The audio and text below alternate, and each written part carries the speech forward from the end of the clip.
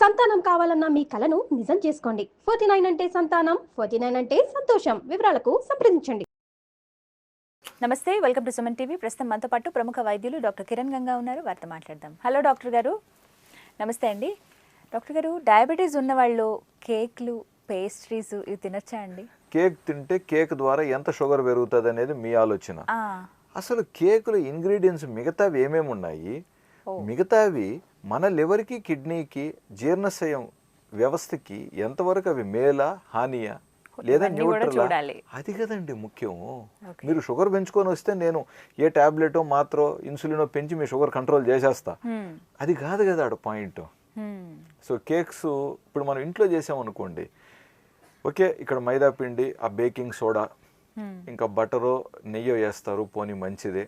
Minimum షుగర్తోనో బెల్లంతోనో లేదా sugar ఫ్రీతో తయారు చేస్తారు, ఓకే, పెద్దగా మనం కమెంట్ చేయకపోవచ్చు. ఏమవుతుందంటే మనం షాప్స్ లో కొన్నప్పుడు ఈ ఫ్లేవర్స్ అనేటివి ఆర్టిఫిషియల్ ఎక్స్ట్రాక్ట్స్. రెండోది, ఆ కేక్ ఇలా పొంగటానికి రైజింగ్ ఇంగ్రీడియంట్స్ అంటారు అనుకుంటాను. సో ఆ రైజింగ్ ఇంగ్రీడియంట్గా సోడియం కార్బోనేట్ వాడతారు. ఈ సోడియం కార్బోనేట్ సున్నితమైన పిల్లల పొట్ట పేగులకి ఎంతవరకు న్యాయం, ప్రెగ్నెంట్గా ఉన్న వాళ్ళు ఎంతవరకు న్యాయం. అదేవిధంగా కేక్ అనేది జనరల్గా మనకు తెలుసు, ఒక 24 hours 36 hours కేక్ అనేది పాడైపోతుంది. మనం ఇంట్లో ఎవరైనా కేకులు తయారు చేసిన వాళ్ళకి తెలుసు, ఎగ్ వేయటం వల్ల లేదా అందులో వెన్న వేయటం వల్ల అది ఫ్రెష్గా వేడిగా వాట్ ఎవర్ బాగుంటుంది, బట్ లేట్ అయిపోతే చెడిపోతుంది అది. సో ఇది చెడిపోకుండా ఉండటానికి ప్రిజర్వేటివ్స్ వాడాలి షాప్స్లో. సో దానికి సల్ఫర్ డైఆక్సైడ్ అనేది కూడా యూజ్ చేస్తారనమాట.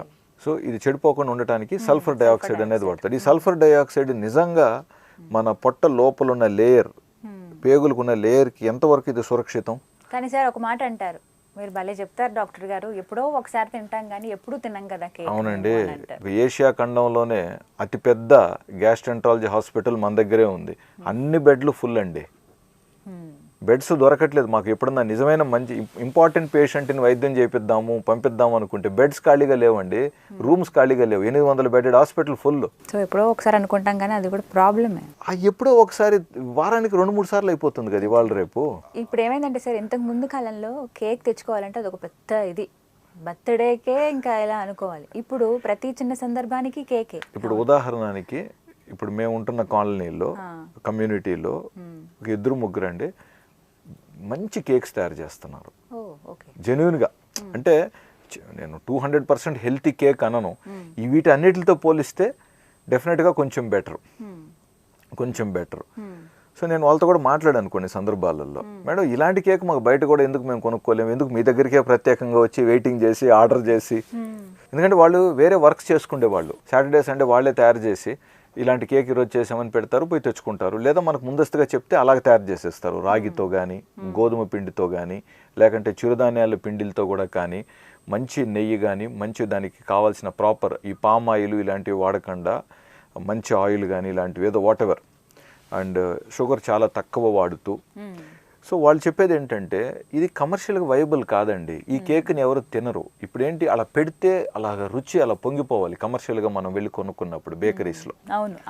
రెండోది, ఇందులో మేము వాడే చాక్లెట్ విపరీతమైన కాస్ట్లీ. సో ఈ కేక్ తయారు చేయడానికి కిలో కేక్కి మాకు పడే కాస్టే చాలా ఎక్కువ. ఎస్. సో ఈ ఇంగ్రీడియంట్స్తో, ఈ రా మెటీరియల్స్తో ఇలా కేక్ చేయాలంటే చాలా కాస్ట్లీ కేక్, ప్లస్ ఈ నిల్వ ఉండవు. ఎవరు కొంటారు బయట? పైగా ఇవి మీకు అంత చూడటానికి అలా పొంగి తేలిగ్గా అలా ఉండవు, హెవీగా ఉంటాయి అండ్ ఎక్స్పెన్సివ్ అనమాట. కాబట్టి ఎంతవరకు ఇది వైబిలిటీ? అదే మీరే అంటున్నారుగా ఫ్లేవర్ అని. నిజంగా వాటి మీద ఫ్రూట్స్ పెట్టామా, పెట్టుంటే ఫైన్. ఇప్పుడు మీరు దాని మీద ఆరెంజ్ పెట్టారు, సమ్ ఫ్రూట్స్ నిజంగా స్ట్రాబెర్రీస్ పెడతారు, బాగానే ఉంటుంది.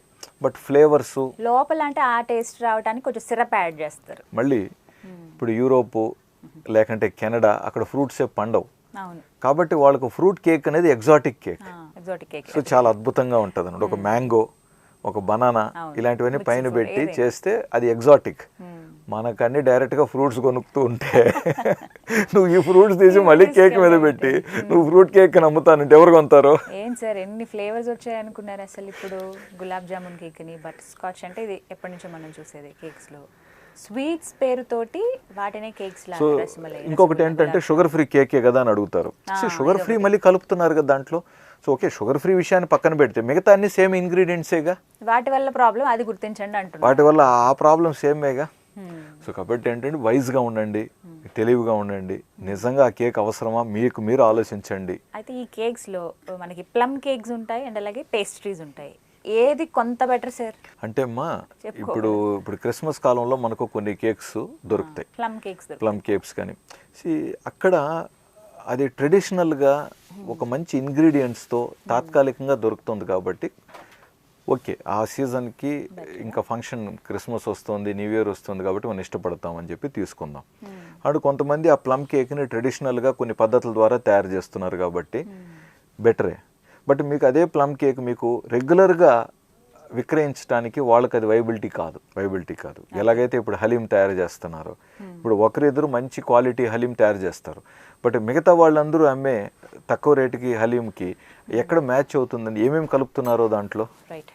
కాబట్టి నేను అదే అంటున్నాను, ఒక డాక్టర్గా మీరు కేక్ తినకూడదని నేను అనట్లేదండి. నేను అనేది ఏంటంటే మీరు రియాలిటీలో, మీరు మళ్ళీ ప్రాక్టికాలిటీలో ఎంత కేక్ అవసరం, ఏది అవసరం, ఆ సందర్భానికి నిజంగా కేక్ పెట్టే తీరాలనా, కేక్ పెట్టకపోతే వేరే ఆల్టర్నేటివ్స్ ఏంటి తినట్లేదు. మంచి బొప్పాయి కానివ్వండి, మంచి ఇప్పుడు వాటర్ మెలన్ కానివ్వండి, మంచి మస్క్ మెలన్ కానివ్వండి, ఇలాగా మనకు చాలా మంచి ఫ్రూట్స్ ఉన్నాయి.